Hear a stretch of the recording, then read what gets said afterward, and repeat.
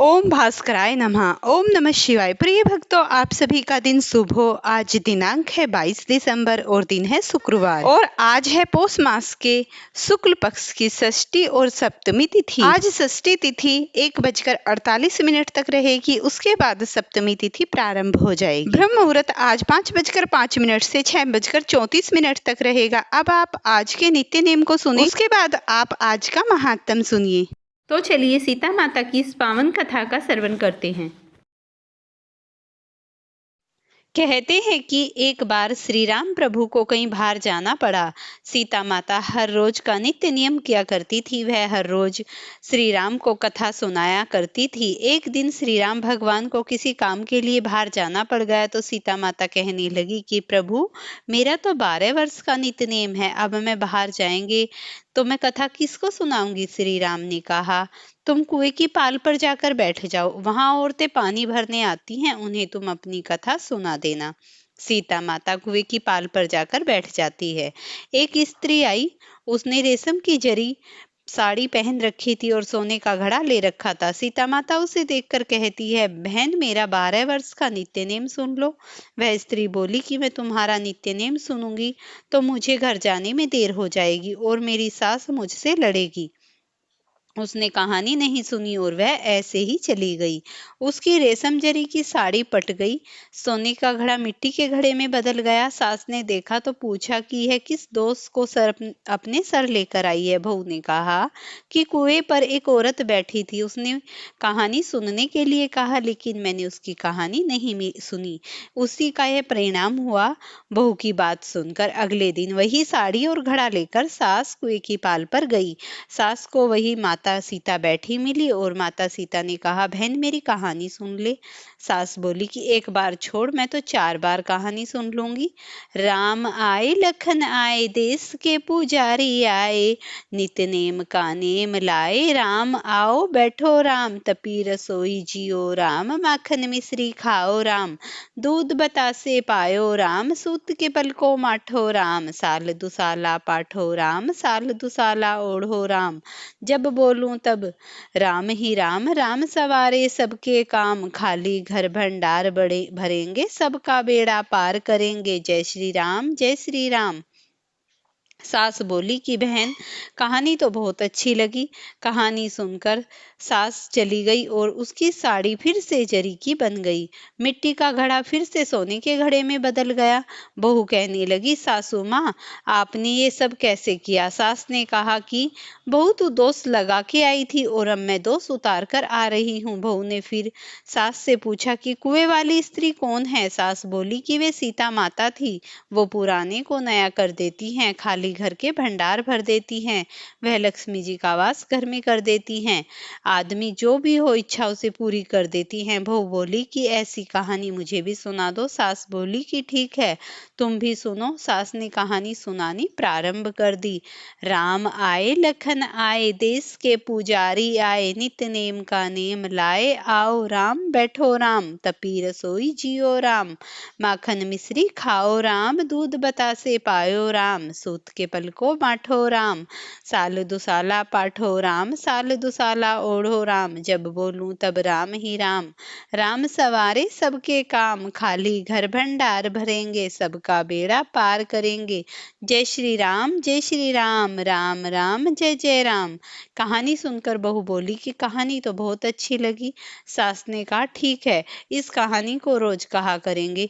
अब सास बहू रोज सवेरे उठती, नहाती धोती और पूजा करने के बाद नित्य नेम की कहानी सीता माता से कहती। एक दिन उसने यहाँ एक पड़ोसन आई और सास बोली कि बहन, जरा सी आँच दे देना। वह पड़ोसन उसकी सास को कहने लगी। वह बोली कि आज तो भी हमने जलाई ही नहीं। पड़ोसन ने कहा, तुम तो सवेरे 4 बजे उठकर क्या कर रही हो फिर। उन्होंने कहा कि सुबह उठकर हम पूजा करते हैं, फिर सीता माता की नित्य नेम की कथा कहते हैं। पड़ोसन ने उसकी बात सुनकर फिर कहा कि सीता माता की कहानी कहने से तुम्हें क्या मिला। वो बोली कि इनकी कहानी कहने से घर में भंडार भर गए, सारे काम सिद्ध हो गए, मन की इच्छा पूरी हो गई। पड़ोसन कहती है, फिर तो ठीक है बहन, इस कथा को मैं भी कहूंगी। वह बोली, ठीक है, तुम भी इस कहानी को सुन लो। सास कहानी सुनाने लगी। आए राम लखन आए, देश के पुजारी आए, नित्य नेम का नेम लाओ, आओ राम बैठो राम, तपी रसोई जियो राम, माखन मिश्री खाओ राम, दूध बतासे पायो राम, सूत के पलको माठो राम, साल दुसाला पाठो राम, साल दुसाला ओढ़ो राम, जब बोलूं तब राम ही राम, राम सवारे सबके काम, खाली घर भंडार भरेंगे, सबका बेड़ा पार करेंगे, जय सिया राम जय सिया राम जय जय राम। सारी कहानी सुनने के बाद पड़ोसन कहने लगी, बहन कहानी तो बहुत अच्छी लगी। अब वह पड़ोसन भी नित्यनेम सीता माता की कहानी कहने लगी। कहानी कहने से सीता माता ने पड़ोसन के घर में भी भंडार भर दिए। हे सीता माता, जैसे आपने उनके घर में भंडार भरे, वैसे भी आप हमारे घर के भंडार भरना। कहानी सुनने वाले और कहने वाले सबको सुखी जीवन देना, सबकी परेशानियां हरना और सबके जीवन में खुशहाली भर देना। प्रेम से बोलिए जानकी माता की जय। प्रिय भक्तों, अब आप आज का महात्म सुनिए। मार्गशीर्ष मास के 24वें दिन का महत्व देवताओं ने स्वयं बताया है। कहते हैं कि इस कथा का वर्णन, एक बार पृथ्वी पर अधर्म बढ़ने लगा, मनुष्यों के मन में दया, करुणा, सत्य, सेवा सब कम होने लगे। इससे पृथ्वी माता अत्यंत चिंतित हुई और वो भगवान श्री हरि विष्णु के पास पहुंच गई क्षीर सागर में। पृथ्वी ने कहा, प्रभु मेरे ऊपर बोझ बढ़ रहा है, पापाचार और क्रूरता से मेरा हृदय भारी हो गया, मुझे शांति कैसे मिलेगी। तब भगवान श्री हरि विष्णु मुस्कुराए और कहने लगे, माते, मार्गशीर्ष मास के 24वें दिन जो मनुष्य नियम, संयम और भक्ति से वर्त कर मेरी कथा सुनता है, उसके भीतर का तमस नष्ट हो जाता है और उसके पाप भी शांत हो जाते हैं।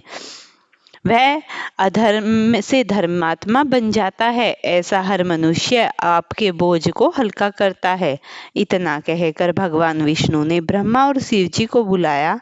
तीनों देवों ने मिलकर यह निर्णय दिया कि जो भी भक्त इस तिथि की कथा सुनेगा और प्रभु के नाम का स्मरण करेगा, उसके जीवन में नया प्रकाश उत्पन्न होगा, घर में क्लेश दूर होंगे और दरिद्रता का नाश हो जाएगा। तभी नारद मुनि वहां आए और बोले, हे देव, मैं इस कथा को तीनों लोकों में फैलाऊंगा ताकि मनुष्य इस शुभ तिथि का महत्व समझें और ईश्वर की ओर लौट सके। और ऐसा ही हुआ। कथा का प्रभाव बढ़ने लगा। भक्तों के घर में शांति आई, रोग दूर हुए, व्यापार में वृद्धि हुई और जीवन में सौभाग्य और चमक उठा। भगवान ने आशीर्वाद दिया, मार्गशीर्ष के 24वें दिन सत्य, भक्ति और सेवा का पालन करने वाला व्यक्ति मेरे नजदीक आ जाता है, उसके पिछले दोष भी नष्ट हो जाते हैं। इस कथा को सुनने और मार्गशीर्ष मास में पालन करने से घर में स्थायी सुख शांति आ जाती है, परिवार की कलह समाप्त हो जाती है, पूजा का पुण्य कई गुना हो जाता है, मन की स्थिरता और आत्म शांति मिल जाती है, विष्णु लक्ष्मी की विशेष कृपा प्राप्त होती है। तब भगवान श्री हरि विष्णु पृथ्वी को कहते हैं कि पृथ्वी, इस धरती पर जो भी 24वें दिन तुम्हारा कथन, पाठन और पूजा करेगा, तो तुम उस व्यक्ति के जीवन को समस्त और सुलभ बनाओगी और तुम्हारा बोझ भी हल्का होगा। इसीलिए जो भी मनुष्य मार्गशीर्ष मास के 24वें दिन माता पृथ्वी की कथा सुनता है, उनके यश गुणगानों की जय जयकार करता है, उसके जीवन से समस्त प्रकार के दुख, रोग, सब चीजों से उसे मुक्ति मिलती है और वह प्रभु के धाम के निकट पहुंच जाता है। इसीलिए मनुष्य को अपने जीवन का भार दूर करने के लिए और अपने जीवन का सही सार्थक करने के लिए भगवान श्री हरि विष्णु के श्री चरणों में अपने जीवन को लगाना चाहिए। तभी भगवान इतने कृपालु हैं कि वो अपने भक्त की क्षण में हर समस्या को सुन लेते हैं और उसके जीवन की हर एक बाधाएं दूर कर देते हैं। माता पृथ्वी जब भगवान विष्णु से सांत्वना को सुना तो अत्यंत प्रसन्न हुई और फिर पृथ्वी लोक पर रहने लगी।